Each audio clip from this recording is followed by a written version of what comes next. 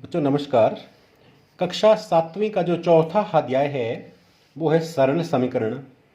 आज मैं सरल समीकरण अर्थात समीकरण के बारे में कुछ बातें आपसे पहले शेयर करना चाहूँगा कि समीकरण बनता कैसे हैं या समीकरण होता क्या है।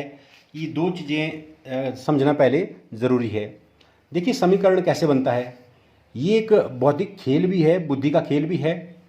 हमने कक्षा छठी में इस तरह के छोटे छोटे समीकरण बनाए थे या सीखे थे या कैसे बनते थे, ये हम अच्छे से जानते हैं। तो आज मैं फिर आपको एक उदाहरण देना चाहूँगा। आप ध्यान से सुनिएगा मेरी बात को। मान लेने के लिए आपने अपने मन में कोई संख्या सोच ली, लेकिन मुझे नहीं पता है कि आपने क्या सोचा। मान लो आपने सोचा है एक्स। मान लो आपने सोचा एक्स, मुझे नहीं मालूम कि आपने क्या सोचा है। हो सकता है आपने 4 सोचा, 6 सोचा, लेकिन मेरी अजम्पशन है, मेरा मानना है कि आपने एक्स सोचा। फिर मैंने आपको कहा कि भाई जो आपने सोचा है उसको 2 गुना कीजिए। तो एक्स का 2 गुना कितना हो गया? एक्स को 2 से गुना करना पड़ेगा, यानी कि उसका 2x बन गया। जो आपने संख्या सोची थी उसका मैंने कर दिया 2 गुना। फिर मैंने आपको कहा कि जब आपने उस संख्या का 2 गुना किया तो अब उस संख्या में 4 प्लस कर दो, यानी कि 4 ऐड कर दो। अब आपने उसमें 4 ऐड कर दिया। तो बच्चों मैंने आपके सामने इस प्रकार का एक प्रतिरूप दिखा दिया कि वो बन गया 2x प्लस 4। आपने संख्या सोची, मैंने माना कि x सोचा, आपने उसको दुगुना कर दिया तो उसका 2x बन गया।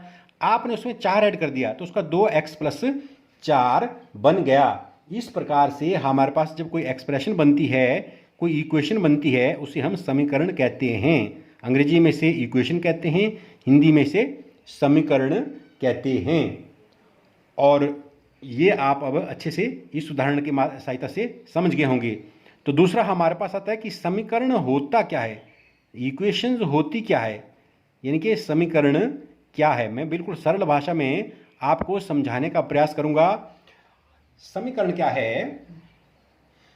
अगर हमारे पास कोई व्यंजक है, उन व्यंजकों का मान बराबर है कि दाहिनी ओर और बाईं ओर अगर बराबर हो, यानी कि उनके बीच में अगर समता का चिन्ह हो, बराबरी का चिन्ह हो, उसे समीकरण कहते हैं। जैसे मैं यहां पे लिखता हूं 4x प्लस 5 बराबर है 9। इस स्थिति में हम कहेंगे यह एक समीकरण है, यह एक इक्वेशन है। अगर मान लेने के लिए हम इसको ऐसे लिखते हैं 4x प्लस 5 ग्रेटर देन 9, तो उस स्थिति में ये समीकरण नहीं है। उस स्थिति में ये समीकरण नहीं है। अगर हम इसको ऐसे लिखें 4x प्लस 5 लेस देन 9, तो उस स्थिति में भी ये समीकरण नहीं है।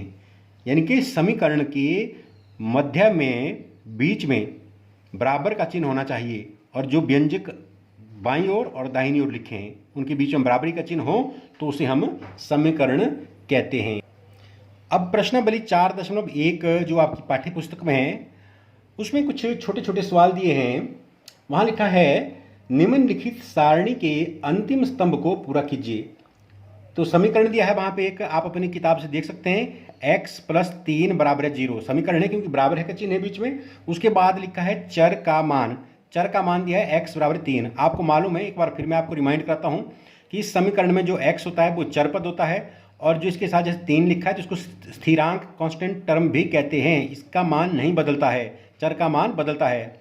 तो यहां कहा है कि अगर इसके चर का मान 3 हो तो क्या ये समीकरण संतुष्ट होता है। तो यहाँ पे संतुष्ट एक नया शब्द आया, तो मैं इस उदाहरण की सहायता से आपको बताऊंगा कि समीकरण संतुष्ट कब होता है। तो हमने क्या करना है कि जो x बराबर 3, यानी कि जो चर का जो मान है वो समीकरण में रखना है। x बराबर है 3 का मान समीकरण में रखने पर, समीकरण में रखने पर, यानी कि इस समीकरण में जहां पर x है वहां क्या रखना हमने 3, क्योंकि x किसके बराबर है 3 के बराबर। तो यहाँ पे हो जाएगा हमारे पास, ये हो जाएगा हमारे पास 3 प्लस, क्योंकि x कहाँ, x की जगह क्या रखा हमने 3, तो वैसे आगे प्लस का चिन्ह है, वो लिखा मैंने प्लस का चिन्ह, आगे 3 है, बराबर है 0। तो ये क्या हो गया, 3 + 3 6 बराबर है 0। तो हम लिखेंगे कि समीकरण संतुष्ट नहीं है, समीकरण संतुष्ट नहीं है। अब आप पूछेंगे मुझसे कि क्यों नहीं है। बच्चों, समीकरण संतुष्ट तभी होता है अगर हमारी लेफ्ट हैंड साइड बराबर है राइट हैंड साइड हो। अगर यहाँ पे 0 आता है, 3 को अगर 3 के साथ प्लस करेंगे या माइनस करेंगे, अगर 0 आता, 0 बराबर 0 हो, तभी ये समीकरण संतुष्ट होगा। कहने का मतलब ये है कि समीकरण संतुष्ट तभी होगा अगर लेफ्ट हैंड साइड बराबर है राइट हैंड साइड हो। देखिए 6 हमारी लेफ्ट हैंड साइड है, हमारे लेफ्ट हैंड की तरफ को है, 0 हमारे राइट हैंड की तरफ को है, ये बराबर नहीं है। जब ये बराबर नहीं होंगे तो समीकरण संतुष्ट नहीं होगा। अब आप इस चीज़ को स्पष्ट रूप से समझ गए हैं कि समीकरण संतुष्ट कब होता है।